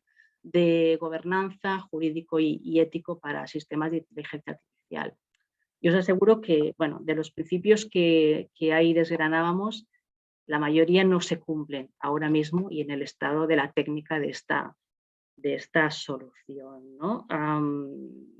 Claro, lo hemos visto también incluso en las respuestas, creo, que nos daba a la solución en la exposición de Gerard, ¿no? Y que hablaba de cuáles son los temas que se deberían tratar en un webinar sobre el chat, ¿no? Hablaba de propiedad intelectual, hablaba de responsabilidad legal, hablaba de los problemas de uso, de privacidad, de ética, etcétera, planteando las preguntas, no las respuestas, ni una respuesta de ello, ¿no? Y hasta aquí el papel de mala. Yo tenía un par de preguntas para haceros. Espera, ¿puedo preguntar yo a la mala? Claro. A ver, yo estoy de acuerdo, digamos, hemos coincidido en esto. Ahora, suelo hacer una broma en Twitter, y es que yo he tenido con chatbots conversaciones más interesantes que con algunos tuiteros, trolls, ¿no? Entonces, cuando estamos, y ahora me pongo también de nuevo como profesor, cuando estamos evaluando el nivel de conocimiento, conversación del chat GPT, le ponemos el listón muy alto porque estamos diciendo, bueno, es que ha fallado en esto y tal, porque eso tú eres el experto y te lo sabes y no sé qué. Ahora, ¿cuántos abogados asesoran equivocadamente? Es decir, que yo he oído también y he visto algunos asesoramientos de abogados dándoselas de experto que metían la pata de una forma garrafal y a lo mejor el GPT no lo hacía. O sea que nos ponemos, y además dices, y aunque ahora todavía, yo creo que más que equivocarse lo que hace, se equivoca, pero sobre todo es no ser muy concreto, no mojarse, como decía antes. Pero gracias a interacciones como las que has hecho tú, Belén, o la que he hecho yo, o la que tal, va a ir aprendiendo. Y cada vez se equivocará menos y se mojará más, ¿no? Entonces, dice, no, la inteligencia artificial superará a la inteligencia humana. Dice, la de muchos humanos la ha superado hace mucho. A lo mejor la de cuando probamos la inteligencia artificial, por ejemplo, en ajedrez la probábamos con Kasparov, con el campeón mundial de ajedrez. Pero a mí, vamos, al ajedrez seguro que me ganaba cualquier inteligencia artificial, ¿no? Porque ya estoy muy desentrenado y aunque jugué en su momento, pues ya no me acuerdo de las jugadas, ¿no? Entonces, el nivel de exigencia es lo peligroso. O sea, el nivel de exigencia, cuando además nos vamos a una cuestión que es gratuita, frente a lo que es contratar un abogado, y oye, el producto que me va a dar de asesoramiento, incluso en medicina, fijaos, si ya criticábamos o los médicos criticaban que buscásemos en Google nuestros síntomas y tal, imagínate ahora preguntárselo a GPT. Oye, no, que es que tengo estos síntomas, ¿qué crees que tengo? Lo peor es que es verosímil y a lo mejor está en la media de lo que podría contestar un profesional, pues no muy bueno, no el experto máximo mundial de eso, pero cualquier médico, abogado, carpintero, me da lo mismo, pues hay buenos, malos, como en botica. Entonces, ¿dónde en ese margen, dónde se coloca GPT? Pues yo creo que a lo mejor en la media y subiendo, porque se irá entrenando, irá mejorando. Yo creo que eso tenemos que ser críticos, pero también lo con la inteligencia natural, porque hay cada uno por ahí que, desde luego ya te digo yo, que GPT, tal como está ahora, le da 100 vueltas. Cierto. Muy bien. Yo tenía la pregunta que creo que de alguna manera se ha apuntado en las intervenciones anteriores y que te dirijo a ti, José Manuel, si te parece bien, y es a la vista de este sistema de inteligencia artificial que ahora empezamos a conocer todos muy bien o mejor. ¿Dónde te parece que en nuestra propuesta de reglamento sobre inteligencia artificial comunitario cabría este sistema? ¿Te parece que, bueno, yo entiendo que no sería, ¿no?, dentro de las prácticas prohibidas por constituir un riesgo inaceptable? ¿Sería un sistema de alto riesgo de los que necesitan evaluación de conformidad, marcado de seguridad, auditorías, etcétera, etcétera? ¿Sería un sistema de riesgo limitado de aquellos a los que se les invita a la autorregulación para que al final acaben de facto y voluntariamente cumpliendo con estos requisitos y estas obligaciones que se les impondrán a los sistemas de alto riesgo? ¿O sería una inteligencia artificial de uso general y por tanto no le aplicarían, insisto, desde nuestra óptica? Ya sé que, Borja, después quizá te gustará abundar en esto, porque sé que te gusta el conflicto, ley aplicable para las plataformas y para los sistemas, ley aplicable en Europa. José Manuel, ¿qué te parece? Muy bien, pues yo, si me permites, Belén, voy a contestarte hilando con otras cuestiones que quería comentar precisamente a raíz de la intervención de Borja y de lo que has comentado, incluso contestarle también a Borja, ¿no? Que me alineo totalmente con lo que he comentado, ¿no? Las cuestiones de propiedad intelectual que plantea desde el punto de vista de no solamente de lo que utiliza para generar los contenidos, que plantea un primer conflicto, sino incluso de realmente el resultado de esas consultas o de esas peticiones que está fuera de la legislación de propiedad intelectual española, anglosajona, es decir, vayamos donde vayamos, no encuentra cobijo en su protección en el ámbito del derecho de autor o de la propiedad intelectual, porque efectivamente ni existe esa originalidad ni la autoría humana. Solamente aquellos sistemas de inteligencia artificial que realmente hay una intervención humana en el proceso de creación, ahí se podría atribuir, en este caso, a la persona o entidad que ha generado pues, su generación, su edición, pero nunca al sistema inteligente, y menos todavía cuando carece de personalidad jurídica absoluta, ¿no? Es decir, aunque bueno, fue un tema que también, como sabéis, pues, se llegó a plantear incluso en el Parlamento Europeo, ¿no? Con la resolución del año 2017. Dicho esto, a mí una de las cuestiones que más me aterroriza, y que es una cuestión en la que además es un tema que abordé en su día en mi tesis doctoral, lo he abordado en distintas monografías, artículos de investigación, y me sigue preocupando porque no comulgo del todo con la línea regulatoria europea. Es decir, la propuesta de reglamento regulador de la inteligencia artificial se hace y se genera desde un enfoque de riesgos, pero sin embargo no regula toda la inteligencia artificial. Es una regulación horizontal, y es una regulación horizontal que simplemente se limita a prohibir determinados sistemas considerados inadmisibles, de riesgo inadmisible, y por otra parte lo que regula son una serie de sistemas considerados de alto riesgo. Es decir, eso es lo que regula. El resto de sistemas no están regulados. Se remite a la autorregulación. Y la autorregulación, por desgracia, no ha funcionado en ningún sector, sobre todo cuando exige medidas adicionales que limitan las oportunidades de negocio a una empresa, o que genera costes adicionales, encarece su producto y evidentemente le genera un déficit de competitividad frente a otros. Y ha ocurrido, por ejemplo, con las exigencias de seguridad, pasó con el tema de dispositivos IoT, pasó a raíz de 2017 con el ataque de WannaCry en Estados Unidos, donde se utilizaron dispositivos IoT sin seguridad o con seguridad de fábrica, porque no había un marco legal. Es decir, se derivaba todo a la autorregulación, y esto, por ejemplo, en Reino Unido pues, se apercibieron de esto, y ya desde el año 2000 se planteó la regulación por parte del Parlamento británico de una regulación específica de la seguridad en dispositivos IoT. ¿Dónde se regula la seguridad, por ejemplo, de la inteligencia artificial? No se regula. No está regulada hoy en día. Tenemos muchos informes de NISA, el reglamento, la propuesta de reglamento europeo sí que dedica algunos artículos a la seguridad desde un enfoque de la seguridad proactiva, un enfoque muy similar al Reglamento General de Protección de Datos.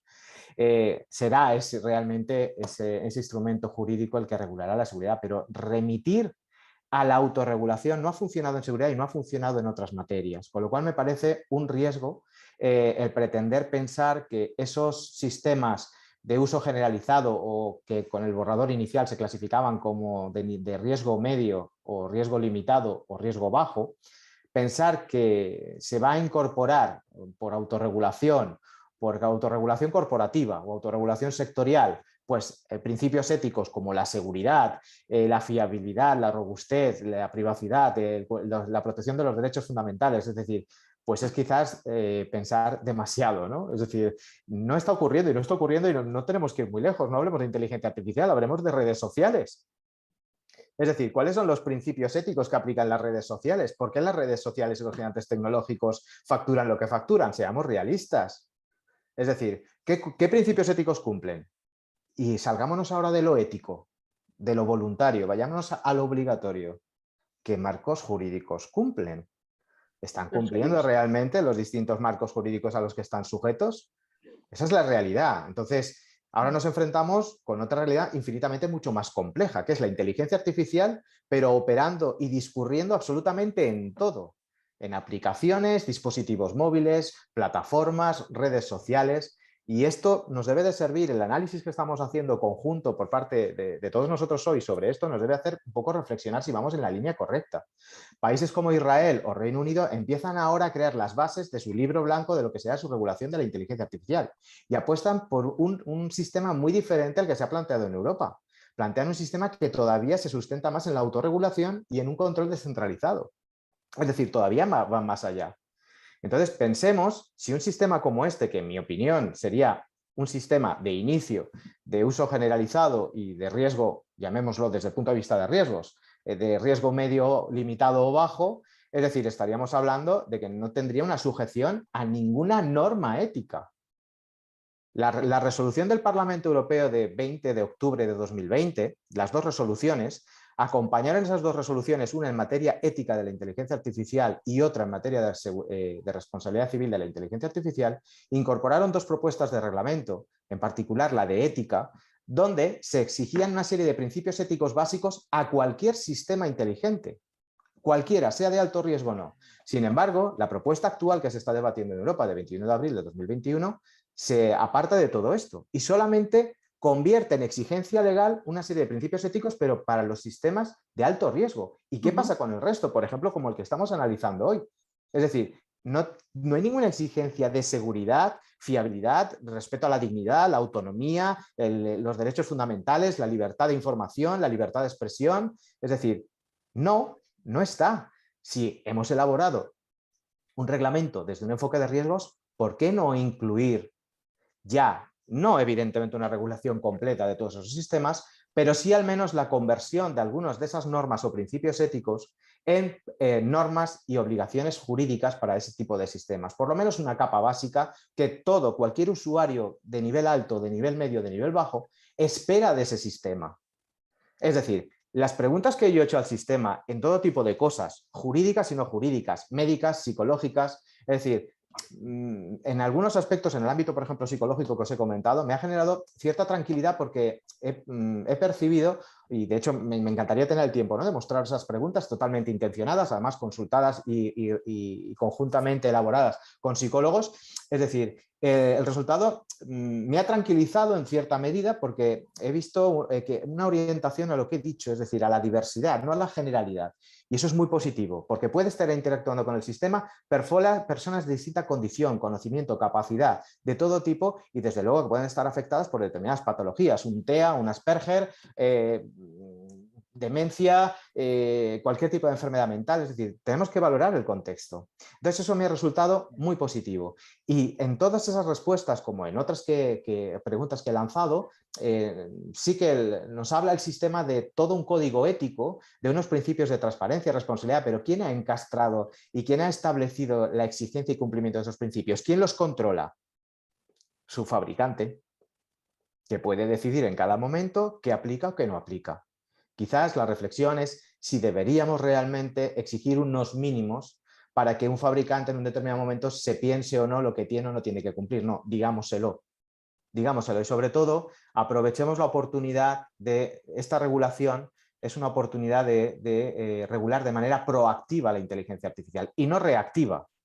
Es decir, regular de manera reactiva, como son las dos propuestas de directiva de responsabilidad civil y de adaptación de las normas de responsabilidad civil a la inteligencia artificial de 28 de septiembre de este año. Es decir, pues es fantástico, se quedan desde luego por el camino de lo que se pretendía, por presión de la industria, pero al menos, es decir, esas normas por lo menos ya regulan una responsabilidad, pero reactiva, es decir, ya ha ocurrido el problema, pero por lo menos establezco mecanismos para buscar un resarcimiento efectivo a la persona perjudicada. Pero vayamos más allá, vayamos a esa regulación proactiva, a esa oportunidad que supone el reglamento regulador de la inteligencia artificial para extender ese enfoque de riesgos no solamente a los sistemas de alto riesgo, sino a todos los sistemas que tantas implicaciones pueden tener e impacto, sobre todo en derechos fundamentales. Y me quedo siempre con la sentencia Google, ¿no?, de 2014, es decir, ninguna tecnología tendría que estar por encima de ningún derecho fundamental. Y bueno, disculpad si me he extendido. Perfecto. Borja, ¿querías añadir algo? Sí, no, yo a ver, estoy muy de acuerdo con casi todo lo que ha dicho José Manuel, sobre todo del Reglamento Europeo de Inteligencia Artificial o la propuesta de reglamento, porque es efectivamente transversal. Es como si quisiéramos hacer una ley que regule la inteligencia natural y todo lo que puede hacer la inteligencia natural, cuando resulta pues, que el derecho tiene distintas partes pues, para lo que pueden hacer los seres humanos en cada uno de los ámbitos de actuación, ¿no? Entonces, no me cabe la menor duda de que después de un reglamento general, un primer reglamento general de inteligencia artificial, que es más casi de conceptos, ¿no?, y de eso, de al final de clasificar las que pueden ser actividades o usos de la inteligencia artificial de alto riesgo, habrá que descender a la legislación sectorial. De hecho, por ejemplo, como habéis citado el tema de las redes sociales, y ya tenemos un reglamento, la DSA, para las redes sociales. Imaginaos este chat GPT como un usuario de una red social. O imaginaos los algoritmos que ya utilizan las redes sociales para tanto moderar contenidos como recomendar contenidos. Porque además en este chat, pues ahora nos están contestando de forma muy diversa. Si va aprendiendo de nuestras consultas y nos acaba contestando lo que nosotros queremos que nos conteste, lo que queremos leer, ¿no? Las cámaras de eco, etcétera, ¿no? Lo que está ocurriendo en las redes sociales, donde ya al final, pues, tú no lees la gran diversidad de opiniones, sino pues lo que a ti te gusta, porque el algoritmo ya ha detectado que es el sesgo que a ti te va, ¿no? Bueno, pues estos tienen una serie de problemas. Yo no soy tan optimista como José Manuel en que, no, que poniendo un código ético y tal, entonces, y obligándoles, que lo malo de la ética, desde los presocráticos hasta ahora, es que es muy ambigua, que cada uno puede tener su ética, y que cuando dicen, no, una inteligencia artificial ética, y yo siempre digo, bueno, pero estoica, epicúrea o nihilista, porque claro, éticas hay para todos los gustos. Entonces, a mí, cuando me empiezo a leer las directrices a una inteligencia confiable de la Unión Europea, y entre las 7 que pone dice que sea justa o equitativa, digo, coño, pues llevamos 25 siglos los filósofos del derecho pensando qué es esto de la justicia. Para que ahora alguien diga, oye, no, que tiene, o como la PEPA, ¿no? La Constitución de 1812, que los españoles tenemos que ser justos y benéficos, que es lo que tiene que ser la inteligencia artificial, justa y benéfica. Bueno, decirlo y queda muy bien sobre el papel, pero eso, ¿cómo lo aplicas? Cuando cada uno de nosotros tenemos una opinión sobre lo que es justo o lo que es injusto, o sobre lo que es verdadero o no es verdadero. Porque, insisto, en una red social, lo que está claro es que esta inteligencia artificial, este chat, no es falaz. Porque según la Unión Europea, las fake news tienen que tener la intención de engañar. Y la inteligencia artificial se puede equivocar, no decir cosas correctas, pero no tiene intención de engañarnos, ¿no? Lo que dice pues, es el resultado de unas búsquedas, unos patrones y se acabó. Con lo cual, ¿se puede considerar una fake news a algo que diga una inteligencia artificial como ChatGPT? Pues según el criterio de de lo que es falaz, no. Con lo cual, yo creo que, insisto, tendremos que ir no a la autorregulación, además que ahora Europa está más por la corregulación, pero a mí me da miedo, que en el fondo la corregulación, con el buenismo, porque es bien intencionado, de no, vamos a hacer una guía de buenas prácticas ahora en el sandbox, van a hacer guías de buenas prácticas en cada sector. En el fondo dices, oye, le estamos diciendo, por ejemplo, en temas de libertad de expresión, lo que deben borrar y lo que no deben borrar. Oiga, pero no habíamos dicho que el único límite de la libertad de expresión era la ley. Ah, no, pero ahora encima de la ley además está la ética. Y entonces vamos a decir nosotros cosas que aunque sean legales, no nos parecen adecuadas. Y oiga, pues casi mejor prefiero el derecho y no la ética. Porque usted está yendo mucho más allá de lo que dice la ley. Déjeme con la ley, lo que te da seguridad jurídica. Al final se va a utilizar la ética para hacer cosas que no se pueden hacer legalmente. Y eso a mí me preocupa. Yo cada vez que hablan de autorregulación ética, fíjate que me gusta la ética, pero me da miedo. Dice, a mí dame derecho y seguridad jurídica, porque el otro, cada uno tiene su ética. Exacto, Borja, era precisamente lo que estaba diciendo, es decir, no soy positivo, ni muchísimo menos, todo lo contrario. Es decir, lo que yo opino y por lo que apuesto es convertir al menos unas normas éticas esenciales, porque la seguridad es una norma ética, la protección de los derechos fundamentales es una norma ética. Sí. Eso debe convertirse en una obligación jurídica, debe convertirse en una exigencia legal, en derecho. Eso es lo que... Pero es muy ambiguo, José Manuel, porque ya dice la DSA, desde luego. Dice la DSA que las redes sociales podrán suprimir contenidos no solo ilegales, sino aquellos que siendo legales se consideren incompatibles con los términos y condiciones de uso de la red social. Dice, siempre debe respetar los derechos fundamentales, ya, pero eso ¿cómo se come? Es decir, usted no me puede decir que puede borrar un contenido que no es ilegal respetando los derechos fundamentales, cuando el derecho fundamental a la libertad de expresión dice que el único límite es la ley. Entonces, al final dices, oiga, está diciendo cosas incongruentes. en el fondo es un cheque en blanco para que borren lo que les dé la gana. La única obligación que tienen es de decirlo en los términos y condiciones de uso. Entonces, muchas veces lo de la alusión a los derechos fundamentales, pues es un brindis al sol, porque al final dices, oiga, ¿eso en qué se concreta? ¿Me va a borrar o no me va a borrar un contenido que es legal, que no es un delito? Dicen, pues no, sí, porque creo que es perjudicial. Dice, ¿y a mí qué me importa? Dígame si es legal o es ilegal. No si usted considera que es perjudicial, porque lo único que hay que borrar son contenidos perjudiciales para la infancia. Pero no me trate a mí como un menor de edad, ¿no? Y entonces, al final es muy difícil, por ejemplo, ¿qué es la lealtad? La Carta Europea de Derechos Fundamentales dice que hay que hacer el tratamiento de datos personales con lealtad. ¿Sabemos lo que es la lealtad? Entonces, cada uno interpretará la lealtad de una forma. Para mí, según Kant, la lealtad es no hacer con los datos personales de los demás lo que no te gustaría que hicieran con tus datos personales. Pues cada uno tendrá un concepto. Muchísimas gracias.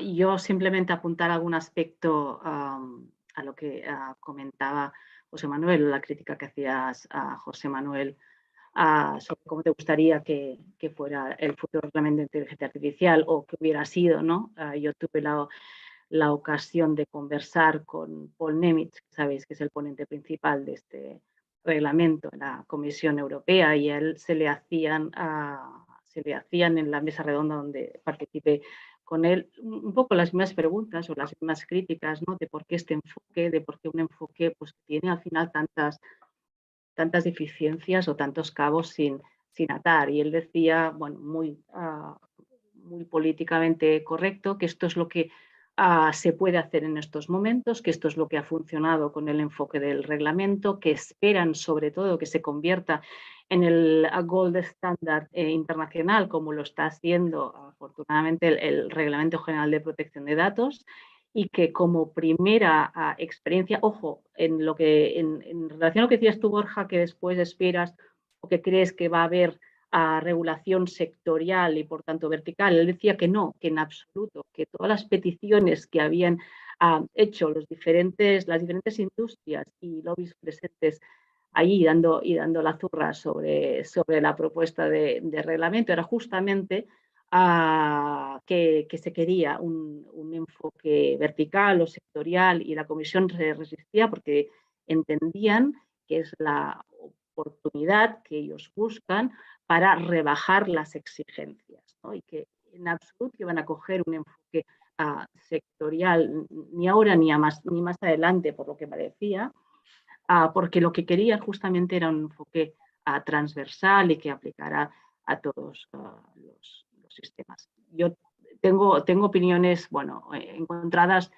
sobre esta propuesta de reglamento. Algunas las comparto mucho, José Manuel, con lo que tú indicabas. Me parece a mí también que en los sistemas como este que estamos analizando, pues de inteligencia artificial general, o que se entienda que son de riesgo limitado y por debajo de estos, no van a estar regulados, y no van a estar regulados por nadie, o sea, no por la Comisión Europea, por ningún parlamento nacional va a poder regularlos, ¿no? En el futuro, porque justamente quedan a la voluntad de la autorregulación y a la adopción de códigos de conducta que ojalá, ¿no? Se espera que adopten un símil de esas obligaciones y requisitos que para los sistemas de alto riesgo requiere el reglamento.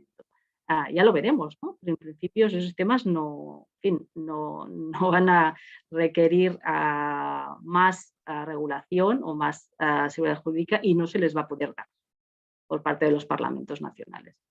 Con lo cual ahí va a poder haber un inmenso campo a la interpretación y para nosotros, ¿no? ¿Qué pensáis? Una de mis preguntas, pero tenemos que ir cerrando ya, era justo con los riesgos que para nuestra profesión y para el sector jurídico en general, no solo para los abogados. Veo muchos riesgos también en otras de las profesiones jurídicas.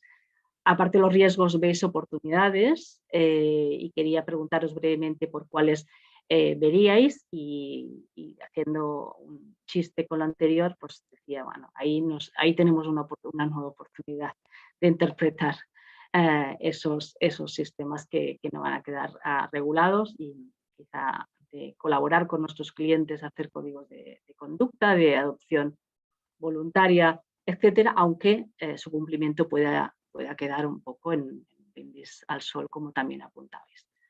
¿Qué creéis que tenemos junto a los riesgos? Obviamente tenemos oportunidades como abogados. Bueno, si queréis. O nuevas oportunidades. Con tu permiso, sí, telegráficamente José Manuel y Borja, sí, bueno, y yo con esto cerraría. Dos cosas. Una, contestar a lo anterior que habéis comentado, que la regulación sectorial ha empezado antes que incluso la regulación general, es decir, en el sector, por ejemplo, de la conducción, antes llamada autónoma, ahora automatizada. Es decir, realmente ya hay un desarrollo enorme en distintos países de regulación específica que se ha anticipado en muchos aspectos, incluso de responsabilidad, que se ha adelantado a esa regulación general, con lo cual ya tenemos ahí una referencia y en ese sentido estoy muy alineado con lo que opina Borja, ¿no? Es decir, que necesariamente se irá desarrollando en distintos sectores, especialmente en el ámbito de la medicina y en otros, es decir, sin duda, estoy muy alineado. Y luego en cuanto a lo que comentas, la tecnología en este caso, y esta en particular, yo lo veo como una oportunidad, como un complemento como en este caso para nuestra profesión, para todo lo que es el sector en sí. Es decir, evidentemente no son herramientas que vayan a sustituir al abogado, pero el problema es lo que ha comentado antes también Borja, es decir, nosotros discernimos o podemos discernir entre lo que está bien y lo que está mal, pero el usuario de a pie, el lego en derecho, es decir, no va a poder distinguir y va a tener una herramienta que le va a poder ofrecer soluciones a coste cero, con lo cual no va a poder discernir lo correcto o incorrecto, ni lo tan siquiera la propia inteligencia artificial puede discernir si lo que está haciendo, ni tan siquiera sabe lo que está recomendando o lo que está generando, ni si es correcto o incorrecto, si es legítimo o ilegítimo, con lo cual es un riesgo enorme y tendremos también que, bueno, pues que abordar también esto y hacer frente a este nuevo escenario, porque evidentemente coincido también con Borja totalmente de que evidentemente va a afectar y en breve seguro nos encontraremos con chatbots vía web donde realmente hablaremos con un avatar de un abogado que estará sustentándose en chatbot como otros que hay, en los que realmente pues, las personas van a poder interactuar, van a poder hacerles preguntas, van a obtener su respuesta y seguramente se van a ir a casa contentísimos porque no le ha costado absolutamente nada. Es decir, siempre bajo modelos freemium. Con lo cual, bueno, pues este es el riesgo de todas estas tecnologías y sobre todo el riesgo para las personas. El riesgo para las personas por todo lo que esto puede conllevar o significar en todo su ámbito y en su esfera personal, patrimonial, familiar. Fantástico. Manuel, Borja. Bueno, pues a ver, yo añadiendo otro ejemplo más de que sí hay ya legislación sectorial, lo tenemos en el Reglamento General de Protección de Datos y el artículo 22 y las decisiones automatizadas.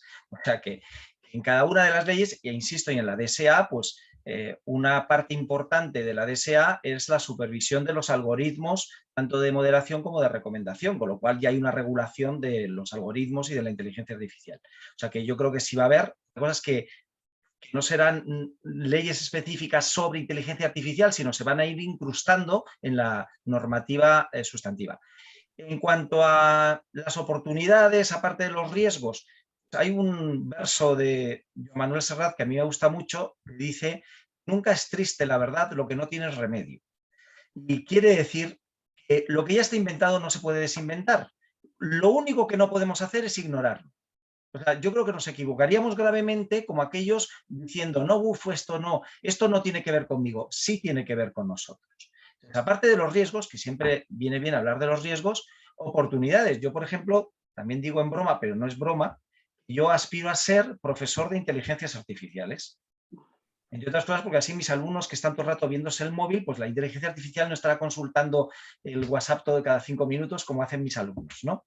Pero segundo, porque es que además es un nuevo puesto de trabajo. Va a haber que entrenar a las inteligencias artificiales y supervisarlas si queremos sistemas expertos. Y luego en los despachos de abogados, grandes, pequeños, pues tendremos una herramienta muy potente donde si realmente la entrenamos, pues tendremos que aprender a coexistir y nos ayudará a tomar mejores decisiones porque tendremos a nuestro alcance una enorme base de información sobre la que nosotros tenemos que añadir algo, claro, añadir valor, porque si no, eso mismo lo tiene cualquiera. Pero ¿quién triunfará? Quien sepa sacar el jugo a la inteligencia artificial. A esta, al ChatGPT y a cualquier otra inteligencia artificial. Que el problema no es los millones de datos y de información que maneja. El problema no es la gestión de grandes volúmenes de información, sino la digestión. Quien lo sepa digerir y hacer las preguntas correctas para sacar la información valiosa, ese es el que saldrá adelante. Porque la herramienta la va a tener todo el mundo. Estupendo, Borja. Muchísimas gracias. Nos pasamos ya casi 20 minutos de la hora prevista. Yo no sé si está Carlos Sainz, nuestro presidente, para cerrar. Sí que está Rodolfo Tesone también, los demás compañeros. Por mi parte, daros las gracias de nuevo, tanto a vosotros como a los compañeros que han intervenido anteriormente y a todos los compañeros de Junta que han estado también presentes en el webinar y contribuyendo desde otros ángulos. A todos los asistentes, muchísimas gracias por estar. Os deseo muchas felicidades para las fiestas que tenemos a la vuelta de la esquina. Mucha salud, muchos éxitos para el año que viene. Y eso es todo por mi parte. Un abrazo fuerte a todos. Rodolfo, por favor, si quieres entrar para cerrar. Yo creo que no, quizá no está. Nada. Nada. Nos han dejado solos a los de Tudela. Nos hemos quedado solos, Borja, nos hemos quedado solos. Bueno, mira, ahí tenemos. Bueno, daros la enhorabuena, la verdad que ha sido interesantísimo. Estamos en medio de clase, estoy compartiendo la sesión con los compañeros, con los alumnos del máster de Derecho Digital de la Universidad de Barcelona y el IL3, compartiendo un poco esta novedad. Ahora repasaremos, tendremos tiempo de comentarlo y bueno, pues la verdad que las expectativas por todo lo alto. Yo cuando decidimos montar este webinar, pues era porque estábamos convencidos de que lo que está por llegar desde un punto de vista de, bueno, revolución en cuanto a inteligencia artificial empieza a ser cada vez más tangible. Estoy convencido que el año 2023 va a ser ya la consolidación de todas esas expectativas de las cuales venimos hablando desde hace muchísimo tiempo y precisamente por eso yo creo que, bueno, desde NATIC teníamos que hacer el esfuerzo para nuestros asociados, a todos nuestros seguidores, pues estos contenidos que estoy convencido van a ser fundamentales de cara al 2023. Felicitar a nuestros queridos ponentes, a todos, la verdad que es súper interesante, hemos aprendido muchísimo y por lo demás quedamos emplazados en el 2023, os deseamos unas muy felices fiestas y todo lo mejor para este ilusionante año 2023 que está a punto de llegar. Lo mejor está por llegar, siempre lo decimos, así que la fuerza os acompañe. Fuerte abrazo y besos para todos. Muchas gracias, Rodolfo. Muchos saludos a todos los alumnos que son comunes. Feliz Navidad. Muchas gracias. Feliz Navidad. Abrazos a todos y a todas.